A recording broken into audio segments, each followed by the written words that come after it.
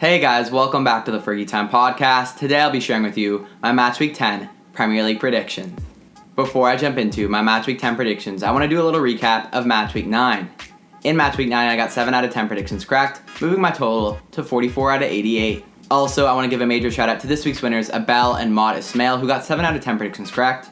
If you guys would like to be featured in next week's video, make sure to share your Match Week 10 score predictions down below in the comments, and the person with the most predictions correct will receive a shout out. For our first match, we have Crystal Palace versus Newcastle. Crystal Palace are coming off a 1-0 loss to Burnley, playing without Zaha, as prior to the match, he tested positive for COVID-19.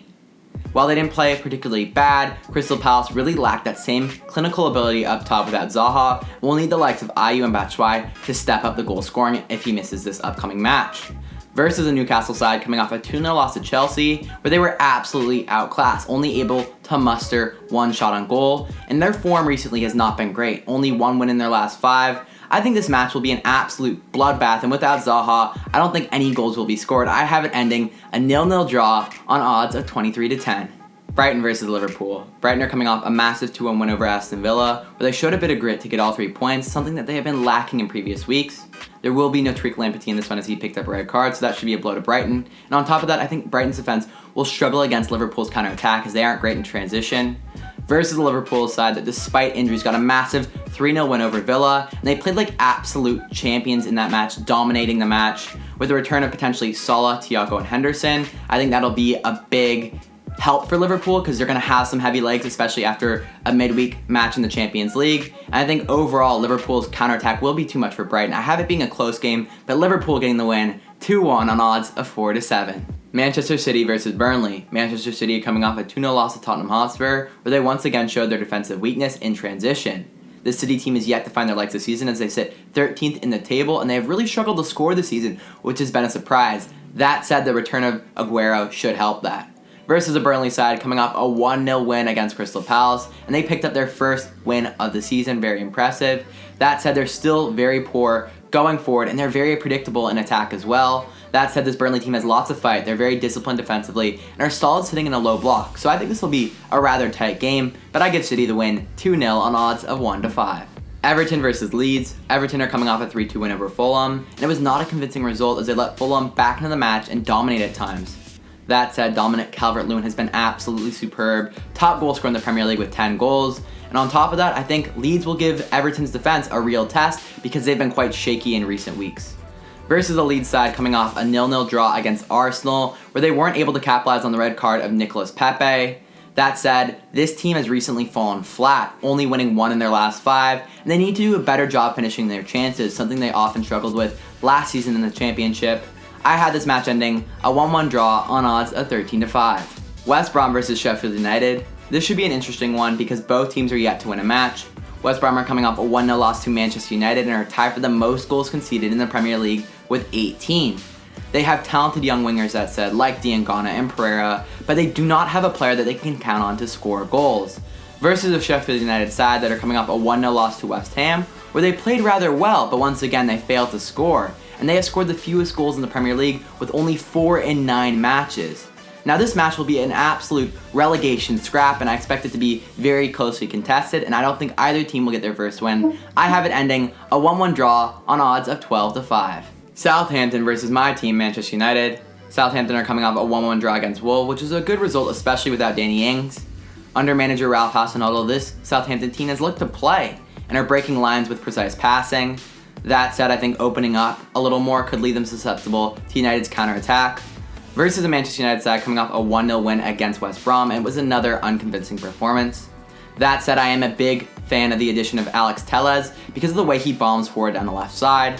I think a key player in this one, like always, will be Bruno because he is the creator for United. He helps them get forward and really helps players like Martial, like Rashford, get in behind in good positions to score.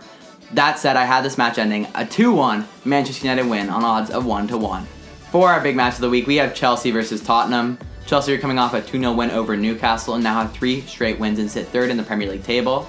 This Chelsea team is very good in possession, and their midfield 3 controls the game and is extremely fluid.